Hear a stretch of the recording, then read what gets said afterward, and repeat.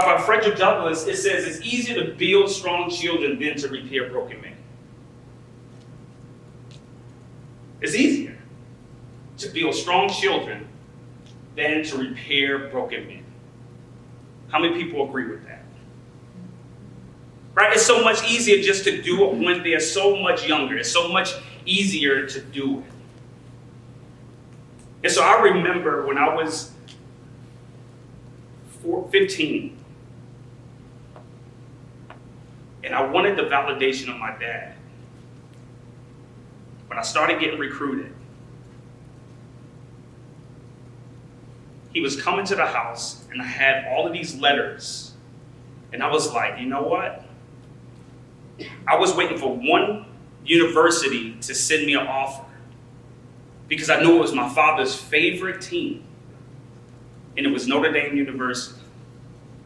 And so they sent me this letter, and I'm telling you, I'm all excited that my dad is coming to town, like not coming to town, but he's coming home, and he had one of these long, old school Cadillacs. Like this boy was long as heck.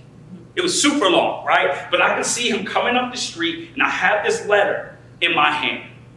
And I'm like, when he comes, like, yo, this is going to be the very thing that's going to make us connect with one another. And so when he pulls up, I'm excited. And so I pull out this letter, and I'm like, Nate, look. And I give him this letter. Now, mind you, I called him Nate, not Dad. Not because I want to, I was told I was supposed to. Because he had another family on the other side of town. And so here, I'm calling him Nate. And so when Nate comes to the house, I'm like, look at this letter. And Nate picks up the letter, and he look, and I'm just like, yo, he has to be super excited that, I'm getting recruited by the team that he likes. He turned to me and looks, and he says, you're too small.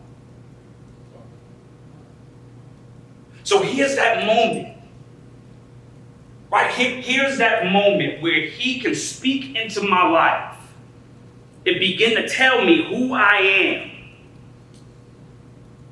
Like, Shon, you somebody. Shon, you're worthy.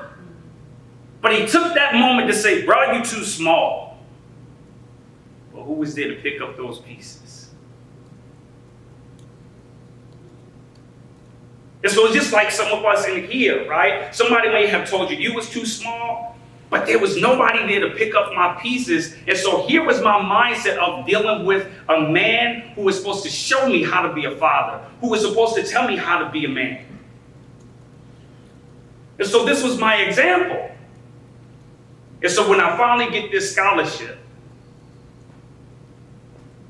you know how you got the rites of passage, right? So my dad finally comes around to it's like, hey, let's go and talk, because I'm about to go to college now. So now he haven't had his talk. And when we had this talk, he told me two things before I went to Michigan State. He said, I want you to do two things. He said, when you go there, I want you to have as much sex as you can. And then his second thing was, bring home a white woman.